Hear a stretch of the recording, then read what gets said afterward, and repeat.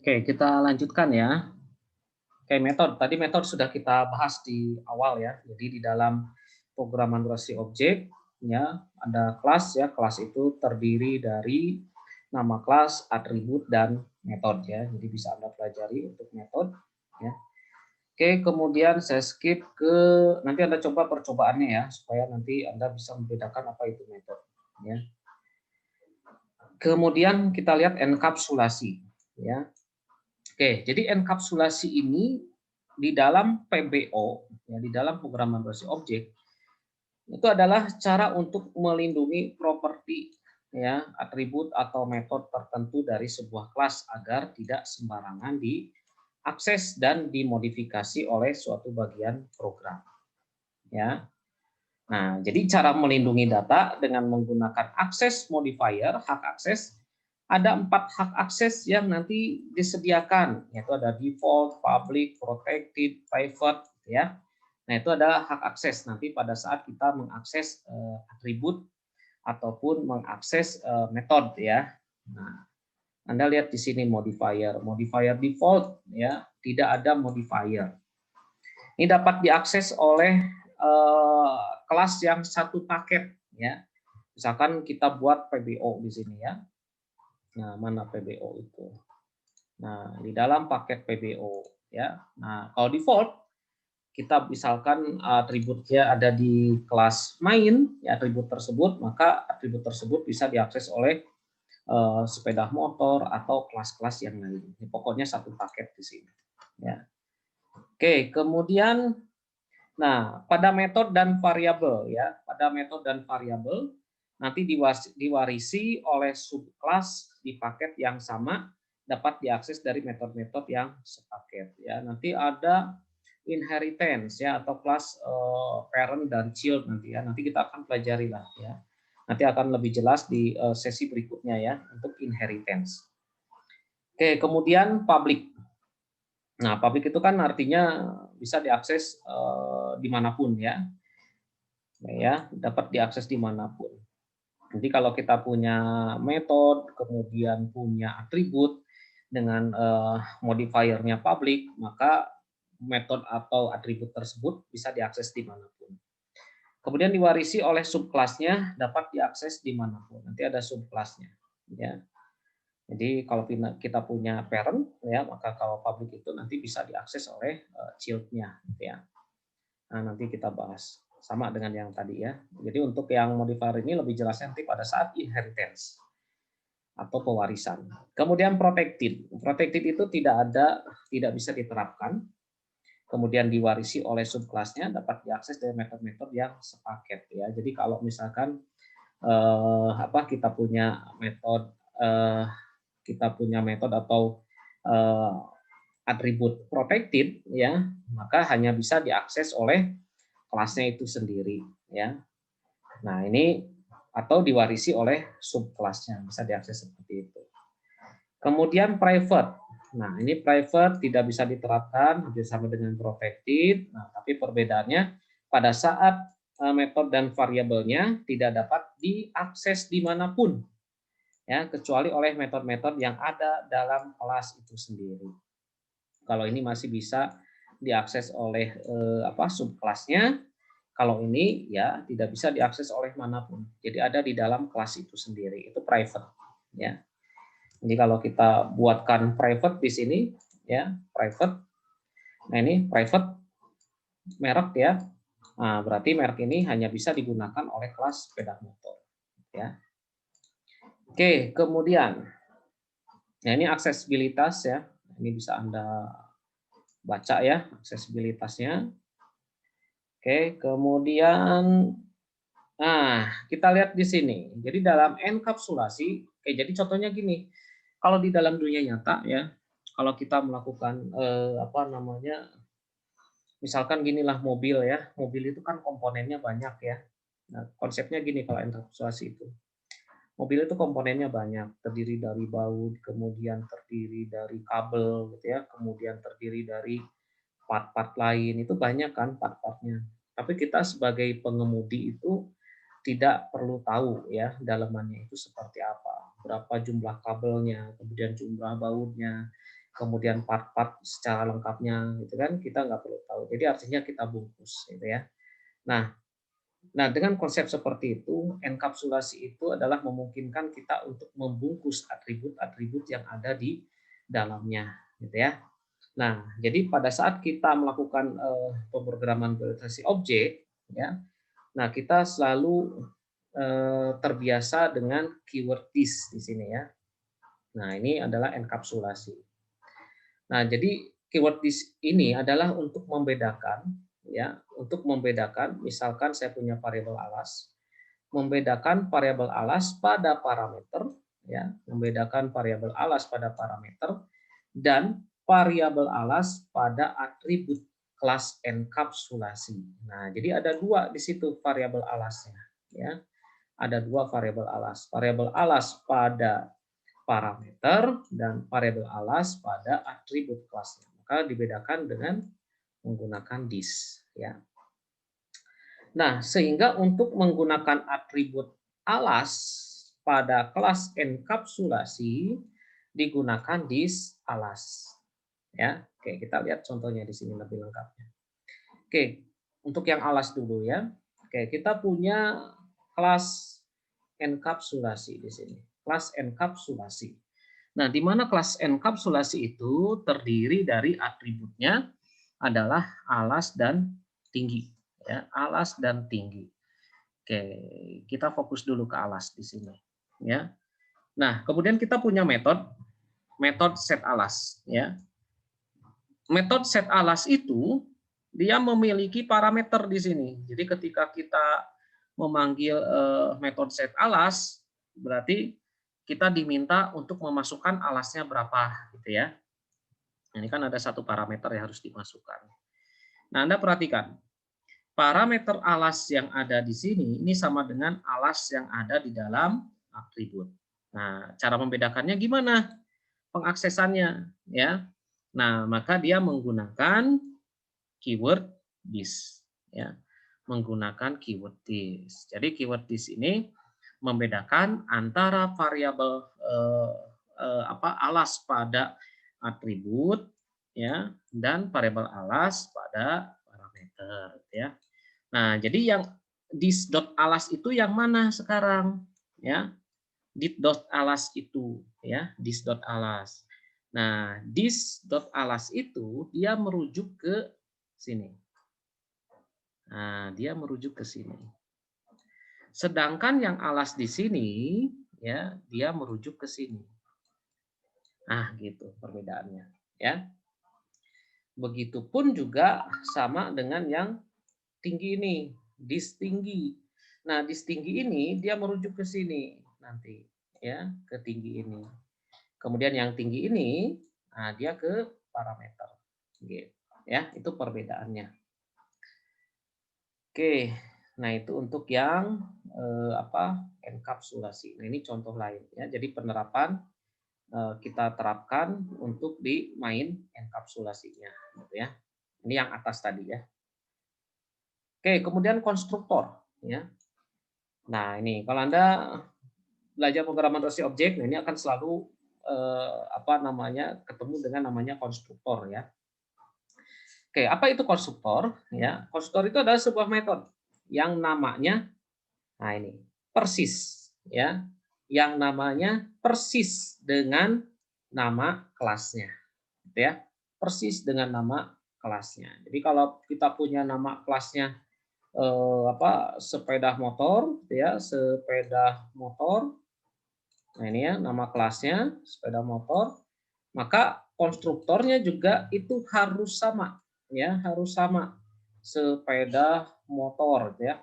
Besar kecilnya huruf juga itu harus sama. Kalau konstruktor itu S-nya besar, nah ininya juga harus besar, M-nya besar, di sini juga harus besar M-nya. Jadi sama persis dengan nama kelasnya. Oke, jadi konstruktor sendiri itu berfungsi untuk memberikan nilai awal, ya nilai awal pada sebuah kelas ketika kelas tersebut dibuat, ya kelas tersebut dibuat dalam bentuk objek. Jadi kalau kita lakukan instansiasi kelas objek ya, objek pada kelas tersebut, maka konstruktor itu akan berjalan secara otomatis ya. Oke, konstruktor bisa memiliki parameter dan bisa juga tidak. Jadi tergantung nanti kebutuhannya. Ada yang memiliki, ada yang tidak. Ya. Nah, dalam konstruktor tidak boleh pakai keyword void. Tidak boleh menggunakan keyword void. Nah, kita lihat di sini contohnya. Ya. Oke, contohnya kita punya apa namanya? Nah, ini kelas utamanya ya. Kelas utamanya belajar konstruksi. Oke, kita lihat di sini dia memiliki kelas ini ya. Anda perhatikan yang ini. Oke, jadi konsep OOP itu ya dia bisa berjalan memanggil jadi dalam satu file, dalam satu kelas dia bisa terdiri dari beberapa kelas ya. Nah, ini contohnya dia menggunakan beberapa kelas dalam satu file kelas ya. Jadi ada kelas belajar konstruktor, kemudian ada kelas percetakan, kemudian ada kelas belajar. Namun kelas utamanya ada di sini. Nah, ini utamanya, kelas utamanya. Ya. Karena ada ini void main ya. Oke, kita lihat untuk kelas percetakan ya. Kelas percetakan. Nah, di dalam kelas percetakan kita punya konstruktor namanya percetakan. Jadi harus sama. Ya, harus sama. Nah, ini kelas percetakan, di sini konstruktornya percetakan. Gitu ya. Jadi persis sama. Nah, ini harus persis sama. Kemudian system.out.println hello world ya. Kemudian kelas yang kedua ya, belajar ya, kita punya kelas belajar. Nah, kelas belajar kita buat konstruktor ini sama ya. Tapi dia memiliki parameter lebih dari satu parameter. Ada dua parameter di sini ya, belajar. Ya. Jadi in A string str ya, jadi ada dua parameter di situ ya yang harus dimasukkan. Jadi ketika nanti dia panggil ya bagaimana konstruktor itu bekerja, Anda perhatikan di sini. Ya. Pada metode utama ya. Kemudian kita lakukan instansiasi objek cetak ya dari kelas percetakan ya. Kemudian di sini new percetakan. Anda lihat pada kelas percetakan ya, pada kelas percetakan ya. Anda perhatikan ya konstruktornya ya, konstruktornya percetakan di sini. Dia tidak memiliki parameter ya. Dia tidak memiliki parameter ya. Jadi ketika dia panggil seperti ini percetakan cetak sama dengan new percetakan. Nah, berarti dia otomatis langsung menampilkan ini gitu ya. Jadi ketika dia instansiasi ini ya, nah, kemudian dia otomatis menjalankan konstruktornya ya. Kemudian di dalam konstruktor itu dia menampilkan ini. Nanti langsung tampil pesan ke layar hello world ya. Oke, kemudian yang kedua ya, kita buat objek pelajar dari kelas belajar ya. Anda perhatikan kelas belajar di sini ya. Kelas belajar ya, dia memiliki konstruktor di sini ya. Konstruktor ya. Belajar dengan dua parameter. Dengan dua parameter. Anda perhatikan. New belajar. Nah, di sini langsung lakukan apa? Konstruktor di sini ya, dia lakukan konstruktor new belajar. Nah, oke, berarti ada dua konstruktor di sini, dua parameter, sorry. In A itu berarti berapa? A itu berarti 3 ya. Kemudian string S itu adalah saya belajar konstruktor di Java. Jadi ketika dia lakukan statement seperti ini, dia langsung tampilkan ke layar. Nah, ini ditampilkannya ini perulangan dalam bentuk perulangan gitu ya. Perulangan 3 kali ya.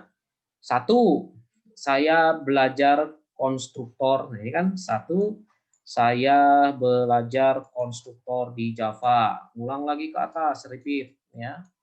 Ulang lagi 2 saya belajar konstruktor. Terus yang ketiga sama saya belajar konstruktor sampai 3 ya. Nah, karena batasnya di sini sampai 3 perulangan. Oke, itu ya untuk konstruktor. Oke, nah ini masih konstruktor latihannya. Oke, kemudian overload ya, overloading. Nah, Overloading di sini adalah diperbolehkannya dalam suatu kelas memiliki lebih dari satu nama function atau metode. Ya, jadi artinya bisa lebih dari satu nama function atau metode. Nah, ini hebatnya Java itu berbeda dengan bahasa pemrograman lain. Ya, kalau di bahasa pemrograman lain, kalau misalkan fungsi ada satu fungsi yang sama dengan fungsi yang lain, dia akan menunjukkan error. Kalau di Java tidak. Ya, nah kalau di Java namanya overload. Ya, overloading. Ya, oke, contohnya gini. Ya, oke, saya punya kelas di sini, kelas overloading. Ya, kemudian di sini ada metode tampil. Ya, Anda perhatikan ada metode tampil. Oke, metode tampil. Kemudian ada metode tampil juga di sini. Kemudian ada tampil lagi di sini, ada tampil lagi di sini. Ada 4 yang sama, metode yang sama di situ tampil. Tapi perbedaannya apa di situ? Perbedaannya yang pertama ini Anda perhatikan, dia tanpa memiliki parameter. Tanpa parameter, ya, tanpa parameter. Kalau di sini ada satu parameter, ya, satu parameter. Kalau di sini ada 2 parameter. Kalau di sini ada 1 parameter, ya. Tapi tipe data, ya, tipe data berbeda, ya, berbeda dengan yang ini, gitu, ya. Ini kan 1 parameter ya, 1 parameter, ini juga 1. Nah, tapi beda. Kalau ini tipe datanya integer, ini tipe datanya string. Nah, maka diperbolehkan, gitu, ya. Nah, ini cara pemanggilannya. Tampil, nah sesuai dengan parameternya, gitu ya, sesuai dengan parameternya. Oh, Anda perhatikan di sini, tampil tanpa parameter, tampil tanpa parameter di sini, ini tanpa parameter. Nah, berarti dia menjalankan mana? Objeknya, ya, menjalankan yang ini tanpa parameter, ya. Kalau yang tampil 8, kira-kira Anda lihat, tampil 8, dia menjalankan metode mana? Ya, Anda perhatikan parameternya. Parameternya tipe datanya integer. Satu parameter bertipe data integer di sini nilainya. Nah, berarti ini dia menampilkan ini. Bukan menampilkan, dia menjalankan metode ini. Kemudian objek tampil 6, 7. Ada 2 parameter di situ. 2 parameter bertipe data integer. Nah, berarti kira-kira mana bertipe data integer ini kan? 2 parameter bertipe data integer. Berarti dia ke sini nanti. Ya. Kemudian yang terakhir hello world, tipe datanya string. Ya, berarti dia ke sini. Nah, itu cara menjalankannya seperti itu. Jadi silakan Anda coba sendiri untuk melihat hasilnya, ya. Oke, ini ada latihan, ya. Silakan Anda kerjakan soal latihannya seperti biasa supaya ada monitoring dan evaluasi dari proses pembelajaran ini. Anda silakan kerjakan latihannya, ya, dari awal sampai terakhir, ya, sampai latihan ini. Percobaan dan latihan, ya, dengan menggunakan di sini ada setter dan getter, oke, ya. Nah, oke, kalau di Java itu, ya, artinya ada komunitas sendiri, ada kesepakatan bahwa ada namanya setter dan getter, ya. Jadi kalau dari tadi saya menyampaikan ada set merek gitu ya, kemudian ada get merek gitu ya. Nah, kalau di Java itu, ya, karena Java itu sebuah blueprint bisa dikembangkan oleh pengembang yang lain, ya. Artinya kita punya satu kelas, kemudian kelas tersebut bisa dikembangkan oleh programmer lain atau developer lain, gitu ya. Jadi tahu maksudnya bahwa metode tersebut misalkan untuk set itu adalah untuk mengisikan nilai, get itu adalah untuk mengambil nilai, ya, hal seperti itu. Kemudian kalau nama kelas itu biasanya di apa namanya diawali dengan huruf kapital besar, ya, kalau nama kelas, ya. Misalkan saya punya tadi kelas sepeda ya. Nah, ini kalau kelas sepeda biasanya mereka punya kesepakatan kalau nama kelas itu namanya adalah apa namanya awalnya itu harus besar gitu ya. Nah, tapi kalau di programnya nggak akan error ya, itu hanya penamaan kesepakatan saja gitu ya. Sepeda motor gitu ya. Nah, supaya tahu bahwa oh sepeda motor itu adalah nama kelas karena diawali dengan S-nya besar gitu ya. Oke, kemudian kalau metode itu ya seperti ini, ya. Atribut ya kecil semua atribut, ya, kayak merek, kemudian harga, gitu ya, dan lain-lain, ya. Oke, jadi silakan Anda kerjakan nanti sesuai batas waktu yang ditentukan ya. Nah, jadi kalau ada pertanyaan silakan diajukan. Oke, terima kasih untuk pertemuan hari ini. Assalamualaikum warahmatullahi wabarakatuh.